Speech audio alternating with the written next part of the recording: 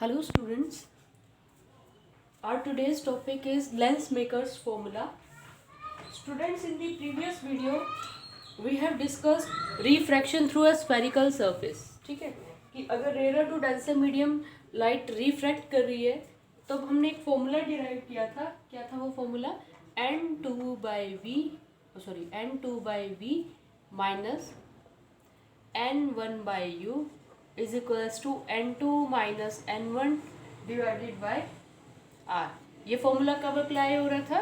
when ray of light is going from rarer to denser medium. ठीक है.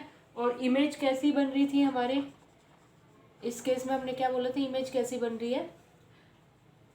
Real image बन रही थी. ठीक है. रेज एक्चुअल में मीट कर रही थी. कैसी इमेज बन रही है? रियल इमेज बन रही है. सही है. तो n2/v minus n1/u equals to n2 minus n1/r. ठीक है स्टूडेंट्स. अब यही अगर ऐसा होता कि ऑब्जेक्ट, यहाँ पर देखो रेयर टू डेंसर मतलब ऑब्जेक्ट कौन से मीडियम में प्लेस था? Object is placed in rare medium. ठीक है. ऑब्जेक्ट किस मीडियम में प्लेस था? और रेयर मीडियम में. और इमेज कहाँ बन रही थी? इमेज बन रही थी डेंसर मीडियम में. सही है. इमेज बन रही थी डेंसर मीडियम में और ऑब्जेक्ट कहाँ प्लेस था? रेयर मीडियम में. सही है. बट ऐसा होता है अगर ऑब्जेक्ट डेंसर मीडियम में है. सही है. ऑब्जेक्ट कहाँ प्लेस्ड है हमारा? ये तो केस कौन सा है? When object is placed in rare medium. Okay. When object is placed in denser medium, है ना? Object is placed in denser medium.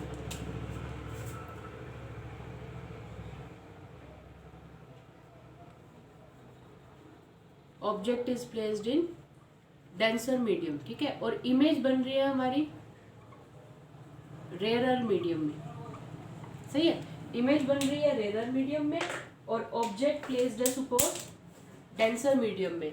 तब इस फॉर्मूला में क्या चेंज करना है हमें? तब इस फॉर्मूला में कुछ नहीं करना हमें. जहाँ पे n2 है ना वहाँ पे क्या लिख दोगे? n1. या n1 की जगह क्या लिख दोगे? n2. ठीक है. n1 और n2 को आपस में क्या कर देंगे? चेंज कर देंगे. ये फॉर्मूला है, इसको लर्न कर लो अच्छे से.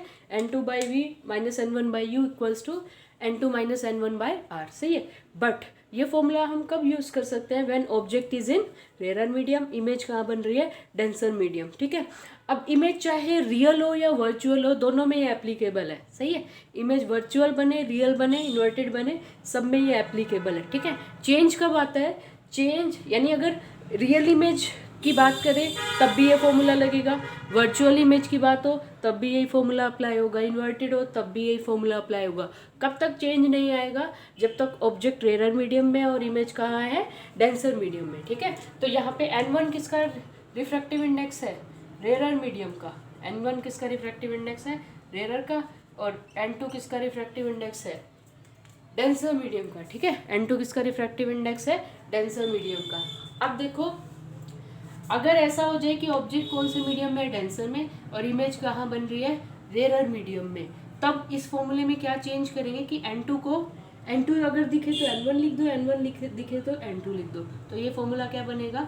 n1/v minus n2/u. सही है. n1 और n2 चेंज करने हैं. n2 है ना यहाँ, तो क्या चेंज कर दोगे? n1 में क्या आ जाएगा? n2 divided by r. ये फॉर्मूला कब बनेगा? जब ऑब्जेक्ट कौन से मीडियम में? डेंसर. और इमेज कहाँ बन रही है? रेयर. यही फॉर्मूला लर्न कर लो, इसी से ये डिराइव हो जाएगा. ठीक है. कैसे डिराइव होगा? By changing n1 to n2 and n2 to n1. Okay.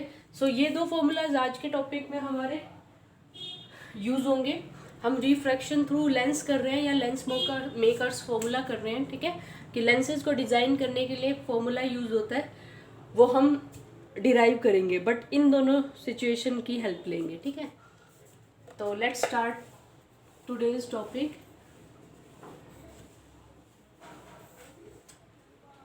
And the topics name is lens makers formula और रिफ्रैक्शन थ्रू लेंसेज. ठीक है. लेंसेज में रिफ्रैक्शन कैसे होगा वो डिस्कस करना है हमें. सही है.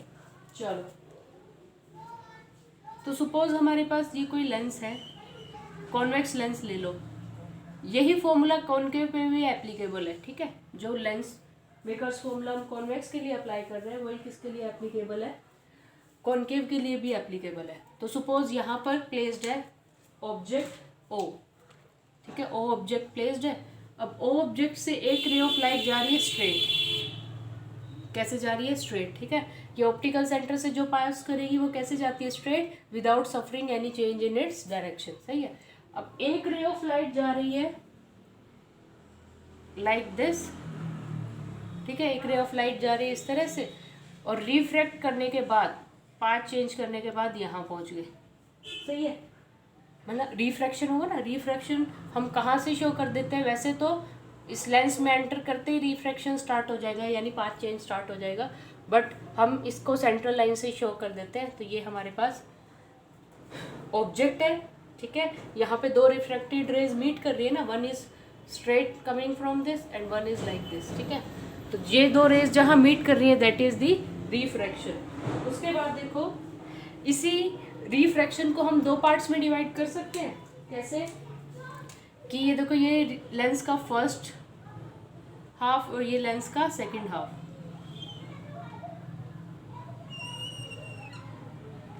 ठीक है। तो फर्स्ट हाफ में देखो ये ऑब्जेक्ट इधर प्लेस्ड है, सही है, ये रे ऑफ लाइट आ रही है, ठीक है। अब ये देखो इस कर्व्ड सरफेस का सेंटर लाई करेगा यहाँ पर कहीं पे, यहाँ पे सेंटर लाई कर रहे हैं, तो सेंटर से पास होती हुई लाइन क्या होगी, नॉर्मल, है ना। सेंटर से पास होती हुई लाइन क्या होगी यहाँ पे, नॉर्मल। तो यानी ये कौन सा एंगल आ गया हमारे पास, इंसिडेंट एंगल, ठीक है। ये कौन सा एंगल आ गया हमारे पास, इंसिडेंट एंगल आ गया, सही है। उसके बाद देखो ये रे ऑफ लाइट सराउंडिंग का मीडियम कैसा है, लेंस सपोज एयर मीडियम में प्लेस्ड है, तो एयर मीडियम में प्लेस्ड है तो लेंस एयर किसका काम करेगी, एयर मीडियम का, और लेंस ये पूरा आप इसको स्ट्रेट पोर्शन मान लो, और लेंस किसका काम करेगा यहाँ पे, डेंसर मीडियम का, ठीक है। लेंस किसका काम करेगा यहाँ पे, डेंसर मीडियम का काम करेगा, सही है। तो इंसिडेंट रे ऑफ लाइट आ रही है, ठीक है।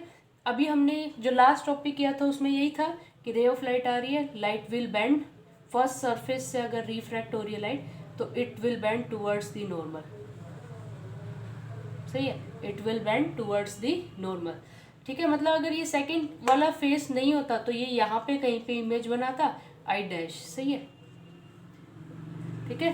फर्स्ट सरफेस से ओनली रिफ्रैक्शन होती ना, तो इमेज कहाँ बनती हमारी, इस आई डैश पॉइंट पे बनती, बट ये रे ऑफ लाइट अब किस पे फॉल करेगी, सेकंड पोर्शन पे ना, ये रे ऑफ लाइट किस पे फॉल कर रही है, सेकंड पोर्शन पे फॉल कर रही है, ठीक है। तो सेकंड पोर्शन पे अगर फॉल कर रही है तो होगा क्या,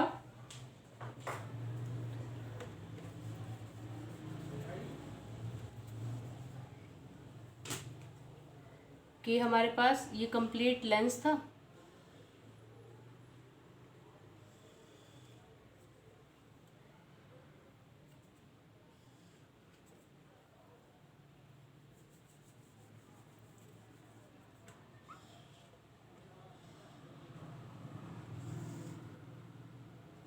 ठीक है, ये ऑब्जेक्ट, तो हुआ क्या, यहाँ से रे ऑफ लाइट आ रही थी ये, तो फर्स्ट हाफ ने इसको रिफ्रैक्ट कर दिया, ठीक है, इसे रिफ्रैक्ट कर दिया।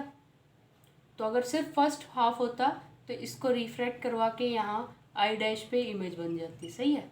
But only first half present नहीं है ना, सेकेंड हाफ भी प्रेजेंट है, जिससे रे ऑफ लाइट दोबारा से क्या होगी, रिफ्रैक्ट करेगी, ठीक है। तो अगर दोबारा रिफ्रैक्शन होगी तो होगा क्या, ये जो रे ऑफ लाइट जिस रिफ्रैक्ट हुई थी, ठीक है, दोबारा से रिफ्रैक्शन होगा और ये रे ऑफ लाइट यहाँ चली जाएगी, ठीक है। तो यानी फाइनली जो इमेज बन रही है वो कौन से पॉइंट पे बनेगी, आई पॉइंट पे बनेगी, ठीक है। अगर सिर्फ सिंगल सरफेस होता ना, फर्स्ट सरफेस सिंगल सरफेस होता तो आई डैश पे इमेज बनती, सही है। बट अगर सेकेंड सरफेस भी प्रेजेंट है ना, कैसा सरफेस प्रेजेंट है, सेकेंड सरफेस भी प्रेजेंट है, तो रे ऑफ लाइट दोबारा रिफ्रैक्ट होगी, है ना, दोबारा रिफ्रैक्ट होगी, तो फाइनली इमेज कहाँ बनेगी, जाके आई पॉइंट पे जाके बनेगी, ठीक है। तो जो ये डिस्टेंस है ना, ये अब सेकंड सरफेस के लिए किसका काम करेगा, ऑब्जेक्ट का काम करेगा, ठीक है। तो हमारे पास क्या क्या प्रेजेंट है यहाँ पे देखो, ये तो हो गया हमारा ऑब्जेक्ट डिस्टेंस, ठीक है। और ये क्या है हमारे पास, इमेज डिस्टेंस, सही है, ऑब्जेक्ट डिस्टेंस, इमेज डिस्टेंस। और ये क्या है हमारे पास, वर्चुअल इमेज जो फर्स्ट सरफेस से बन रही थी ना, वी डैश बोल लेंगे, सही है। यू क्या है, रियल ऑब्जेक्ट डिस्टेंस, ठीक है। ये फाइनली रियल इमेज जहाँ बन रही है वो, ठीक है। और अगर ओनली फर्स्ट सरफेस से रिफ्रैक्शन होती तो क्या बनेगा, ये आई डैश, ठीक है। तो जो ये वी डैश, ये डिस्टेंस है ना, ये रे ऑफ लाइट, तो इस सेकंड सरफेस को क्या अपीयर होगा कि रे ऑफ लाइट कहाँ से आ रही है, इस डिस्टेंस से आ रही है, ठीक है, इससे आ रही है और रिफ्रैक्शन यहाँ हो रही है, ठीक है। तो देखो इसको दो पार्ट्स में डिवाइड कर दें कि रे ऑफ लाइट पहले कैसे जा रही है, रेयर टू फर्स्ट हाफ से कैसे जा रही है, rare to denser through first half, सही है। Then ray of light goes from denser to rare, है ना। सेकंड सरफेस से क्या होगा, डेंसर से किस मीडियम में आ रही है, रेयर, कौन से सरफेस में, सेकंड हाफ, ठीक है, कौन से सरफेस में, सेकंड हाफ, सही है। तो यानी रेयर टू डेंसर के लिए हम रिजल्ट निकाल ही चुके हैं, वो as it is formula use कर लेंगे। सिमिलरली डेंसर टू रेयर में मैंने बताया सिर्फ N1 को N2 में चेंज करेंगे, ठीक है। इसी सिंप्लीफाइड वे में आपको ये फॉर्मूला डिराइव करना है, ज़्यादा कॉम्प्लिकेट करने की ज़रूरत नहीं है, सही है। क्या हुआ, पहले रे फर्स्ट सरफेस से रिफ्रैक्ट होगी, अगर ओनली फर्स्ट सरफेस होता तो कहाँ जाती इमेज, आई डैश, ठीक है। अब होगा क्या कि सेकंड सरफेस को क्या फील होगा कि रेज कहाँ से आ रही है, इस डिस्टेंस से आ रही है, वी डैश डिस्टेंस से, यानी वी डैश किसका काम होगा, काम करेगा, ऑब्जेक्ट का काम करेगा, और इसकी इमेज कहाँ बन रही है, आई पॉइंट पे बन रही है, ठीक है। तो पहले रिफ्रैक्शन थ्रू फर्स्ट सरफेस देखते हैं, थ्रू फर्स्ट सरफेस, ठीक है। ये वर्डिंग्स में मैं नहीं लिख रही हूँ, आप बुक्स में रीड कर लेना। फर्स्ट सरफेस में क्या हो रहा है, refraction from rare to denser, ठीक है। तो लास्ट टाइम जो हमने फॉर्मूला किया था वही लिख देते हैं एज इट इज। अब इसका रिफ्रैक्टिव इंडेक्स N1, इसका कितना है, N2, तो N2/V, है ना, N2/V minus N1/U। First surface से रिफ्रैक्शन हो रहा है, ठीक है। अब आई डैश तक के डिस्टेंस को हम वी डैश लिखेंगे, ठीक है। आई डैश तक के डिस्टेंस को क्या लिखेंगे, वी डैश, और ये क्या है, यू, सही है। तो इसका रिफ्रैक्टिव इंडेक्स N2 और इसमें इमेज डिस्टेंस V ना हो के कितना है, वी डैश ना, so this is v dash, सही है, माइनस N1/U, ठीक है, इज इक्वल्स टू क्या था फॉर्मूला, N2 माइनस N1/R, सही है। अब देखो R क्या होगा, ये डिस्टेंस हमारा R हो जाएगा ना। इस डायग्राम में देखो ये सेंटर है, ये ऑप्टिकल सेंटर, तो इनके बीच में जो डिस्टेंस है दैट इज R, सही है। अब मान लो फर्स्ट का रेडियस ऑफ कर्वेचर R1 है, ये R1 ले लो। इसी तरह से सेकंड को अगर प्रोड्यूस करें तो यहाँ पे इसका सेंटर लाई कर रहा होगा C2, है ना। तो ये डिस्टेंस कितना हो जाएगा, ये डिस्टेंस हो जाएगा R2, ठीक है। फर्स्ट और सेकंड वाले अलग अलग रेडियस ऑफ कर्वेचर के मान लिए हमने, ठीक है, यानी इनकी फोकल लेंथ अलग अलग मान लो, सेम भी हो सकती है, सेम वाला स्पेशल केस बना देंगे, ठीक है। क्या है हमारे पास, ये फर्स्ट सरफेस, ठीक है, इसको अगर प्रोड्यूस करेंगे तो यहाँ पे इस फर्स्ट सरफेस का क्या बनेगा, सेंटर, तो ये डिस्टेंस कितना आ जाएगा, R1, सही है। उसके बाद देखो ये हमारे पास कौन सा डिस्टेंस है, सेकंड, कौन सा है, सेकंड, इसको प्रोड्यूस किया, है ना, प्रोड्यूस किया तो इसका सेंटर कितना आ गया, C2, सही है। तो ये रेडियस ऑफ कर्वेचर कितना है इसका, R2, ठीक है। ये फर्स्ट वाले का ये प्रोड्यूस किया, ये R1, सेकंड वाले का ये हमने कंप्लीट प्रोड्यूस किया, तो एक इमेजिनरी स्फीयर बन रहा है, उसका सेंटर कितना है, C2, सही है। चलो तो ये R1 R2 आ गए हमारे पास। तो N2 माइनस N1/R लेना होता है ना, तो फर्स्ट मीडियम का R की वैल्यू क्या है, R1, ठीक है। Make this equation number 1।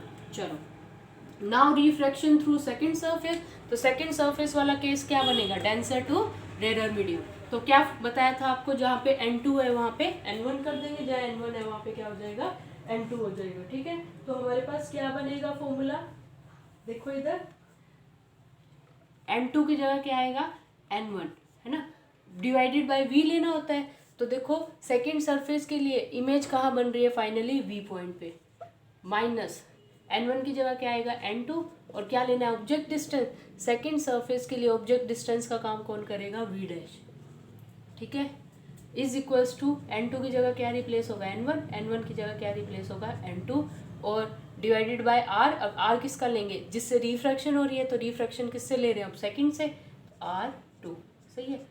This is equation 2, first one is equation 1, सही है। चलो अब इन दोनों इक्वेशंस को ना ऐड कर दो, ऐड कर देंगे किसको, 1 and 2, ठीक है, मतलब रिफ्रैक्शन पहले फर्स्ट सरफेस से हुआ, फिर refraction through second, total refraction निकालने के लिए हम दोनों सरफेसेस की रिफ्रैक्शन को ऐड कर देंगे, ठीक है। तो देखो क्या है हमारे पास, n2 by v dash minus n1 by u, सही है।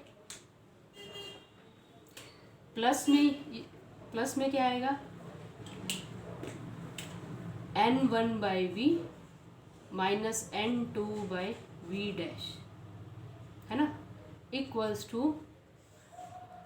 टू में देखो ये n2 माइनस n1, ये n1 माइनस n2 है, ठीक है। तो ऐसे करते हैं, n1 माइनस n2 में से ना कॉमन ले लेते हैं माइनस, तो माइनस कॉमन ले लो तो क्या रह जाएगा, ये माइनस कॉमन ले लिया तो क्या रह गया, n2 minus n1 divided by r2, है ना, माइनस कॉमन ले लिया इसमें से, क्या रह गया n2 माइनस n1 बाई में r2, तो n2 माइनस n1 यहाँ पे भी है, n2 माइनस n1 यहाँ भी है, कॉमन ले लो n2 माइनस n1, ठीक है। अंदर क्या रह गया 1 bye r1, n2 minus n1 बाहर आ गया, माइनस में क्या आ जाएगा 1 बाय r2, ठीक है। n2 माइनस n1 यहाँ भी है, n2 माइनस n1 यहाँ भी है, 1 bye r1 minus 1 bye r2, ठीक है, कर लोगे। n2 by v dash, n2 by v dash minus में, तो ये कैंसिल आउट हो गए, सही है। अब यहाँ से क्या कॉमन आ रहा है, देखो n1 कॉमन आ रहा है, n1 कॉमन आ गया, तो ये क्या रह गया 1 बाई वी पहले लिख दिया मैंने, माइनस 1 बाई यू, सही है, n1 कॉमन आ गया, 1 by we minus 1 by U, चलो is equals to n2 minus n1, और क्या रह जाएगा 1 by r1 minus 1 by r2, ये हमारे पास इक्वेशन डिराइव हो गई, सही है। इसको थोड़ा और मॉडिफाई करें तो कैसे कर सकते हो, ये n1 है ना, इस n1 को इधर डिनोमिनेटर में ले जा सकते हो, n1 को किधर ले गए डिनोमिनेटर में, तो n1 डिनोमिनेटर में। अब लेंस के केस में 1 by we minus 1 by F किसके, कॉन्वेक्स लेंस है तो क्या लिख देंगे 1 by we minus 1 by F को, oh sorry 1 by we minus 1 by you is equals to 1 by F होता है, ठीक है। 1 by we minus 1 by U किसके इक्वल होता है, 1 बाई एफ के इक्वल होता है, ठीक है, अगर कॉन्वेक्स लेंस है तो। अगर हमारे पास कौन सा लेंस होता, कॉनकेव लेंस होता, तब भी ये हम अप्लाई कर सकते थे 1 by we minus 1 by you is equals to 1 by f, है ना। तो फ्रॉम द लेंस फॉर्मूला क्या कहता है 1 by we minus 1 by you is equals to 1 by f. चलो 1 by we minus 1 by u को क्या लिख देंगे 1 बाई एफ, पुट कर दो 1 बाई एफ इक्वल्स टू, अब ये दोनों के डिनोमिनेटर में ले जाऊँ तो क्या आएगा n2 by n1 minus n1 by n1, separate कर दिया टर्म्स को, into 1 by r1 minus 1 by r2, सही है। चलो अब इस लास्ट स्टेप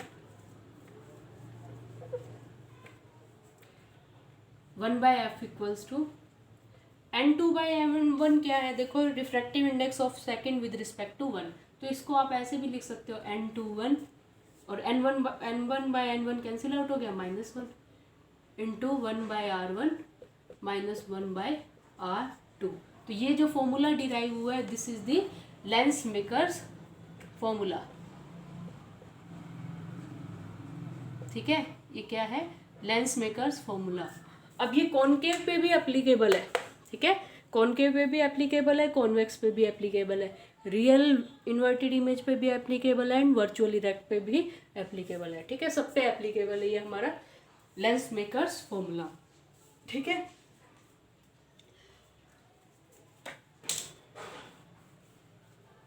इस फॉर्मूला में अगर हम जाएं तो 1 बाय एफ देखो N21 क्या था यहाँ, N2/N1 minus 1, 1/R1 minus 1/R2, ठीक है।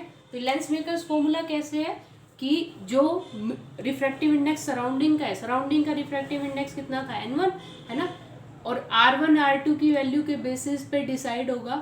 देखो इन सबको सोल्व करेंगे तो 1/f की वैल्यू या तो पॉजिटिव आएगी या नेगेटिव, या पूरे को सोल्व करके f की वैल्यू निकालते हैं मान लो, ठीक है।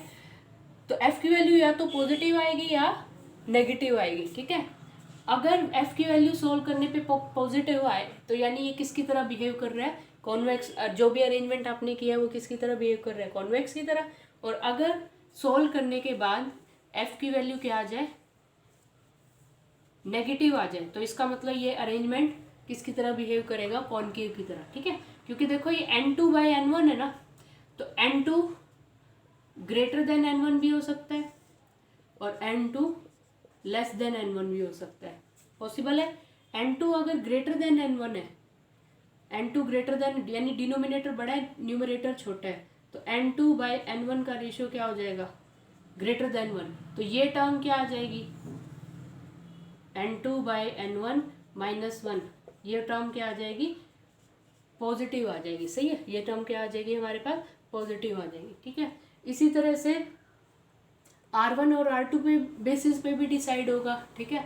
सपोज अगर R1 की वैल्यू सपोज बड़ी है, ठीक है, किससे, R2 की वैल्यू से, तो अगर R1 बड़ा है तो मतलब ये वैल्यू क्या हो जाएगी, 1/R1 छोटा होगा ना। जैसे सपोज R1 की वैल्यू है 5, R2 की है सपोज 4, तो 1/5 माइनस 1/4 है ना, तो 1/5 की वैल्यू छोटी। तो अगर R1/R2 बड़ा है तो N1/R1 माइनस 1/R2 भी क्या हो जाएगा, R1 बड़ा है तो ये वैल्यू क्या आ जाएगी, नेगेटिव आ जाएगी। R2 छोटा है ना, तो ये 1/R2 क्या आ जाएगा, बड़ा, जिस वजह से रिजल्ट क्या आएगा, नेगेटिव। तो ये टर्म पॉजिटिव, ये term negative, plus into minus की मल्टीप्लीकेशन में क्या रिजल्ट बचेगा, माइनस, तो फोकल लेंथ क्या आ जाएगी, नेगेटिव। तो ऑल्दो कॉन्वेक्स लेंस है ना, ऑल्दो कॉन्वेक्स लेंस है, बट अगर वो ऐसे मीडियम में रख दे, ऐसे मीडियम में रख दे जिसका रिफ्रैक्टिव इंडेक्स क्या है, कम है, और सॉरी ज़्यादा है, किससे, सराउंडिंग के रिफ्रैक्टिव इंडेक्स से, ठीक है।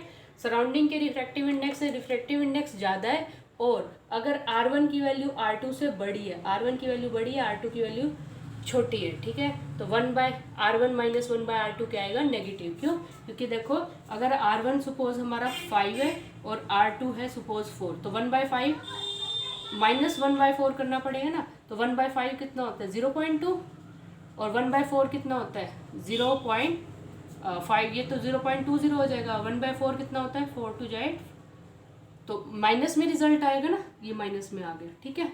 और इसी में ऐसा हो जाए कि R1 की वैल्यू छोटी है R2 से, R1 की वैल्यू छोटी है किससे, R2 से, है ना। जैसे 2 है वो 4 से छोटा है, R1 2 है मान लो, R2 कितना है 4, तो 1/R1 माइनस 1/R2 करेंगे, 1/2 माइनस 1/4, ठीक है। 1/2 कितना होता है, 0.5, और 1/4 कितना होता है, 0.2 समथिंग, तो ये रिजल्ट क्या आ गया, पॉजिटिव। तो ये 1/R1 माइनस 1/R2 क्या आ जाएगा, पॉजिटिव। उस केस में ये लेंस कॉन्वेक्स जो है वो कॉन्वेक्स की तरह ही बिहेव करेगा, यानी आप कॉन्वेक्स को कॉनकेव में कन्वर्ट कर सकते हो। कैसे कन्वर्ट कर सकते हो, या तो N2 बड़ा हो N1 से, है ना, और and one more thing, R1 छोटा हो R2 से, सही है।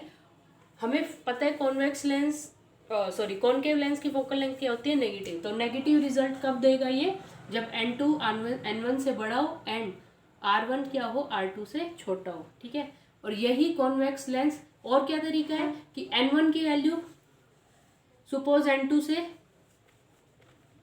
N1 की वैल्यू मान लो किससे बड़ी है, N2 से बड़ी है, यानी न्यूमरेटर छोटा है डिनोमिनेटर बड़ा है, और तो भी क्या हो जाएगा, ये फोकल लेंथ क्या आ जाएगी, नेगेटिव, ठीक है। R1 R2 से बड़ा है, ठीक है, और सॉरी R1 लेस देन है R2। एक और तरीका है F को नेगेटिव करने का, क्या कि मान लो सराउंडिंग मीडियम का रिफ्रैक्टिव इंडेक्स क्या है, ज़्यादा, ठीक है, मतलब ऐसा मीडियम में रख दिया है जिसका रिफ्रैक्टिव इंडेक्स इस लेंस के रिफ्रैक्टिव इंडेक्स से ज़्यादा है, तो N1 बड़ा हो गया, N2 छोटा हो गया, तो लेस देन वैल्यू क्या आएगी, ये 1, ठीक है। तो जीरो पॉइंट समथिंग में आएगी, sorry less than value zero आएगी, तो ये वैल्यू क्या होगी, नेगेटिव हो गई। और सपोज R1 क्या है, R2 से छोटा है, तो ये फोकल लेंथ, ये वैल्यू क्या आ गई है हमारे पास, N1 अगर बड़ा है N2 छोटा है, तो ये वैल्यू क्या आ जाएगी, नेगेटिव, ये वैल्यू क्या है, पॉजिटिव। यानी अगर ये नेगेटिव है और ये पॉजिटिव है तो भी फोकल लेंथ क्या होगा, नेगेटिव। किसकी, कॉन्वेक्स की। तो कॉन्वेक्स से हम कॉनकेव का काम ले सकते हैं, कॉनकेव से कॉन्वेक्स का काम ले सकते हैं, ठीक है। आगे के सेशंस में इसे और डिस्कस करेंगे। Thank you.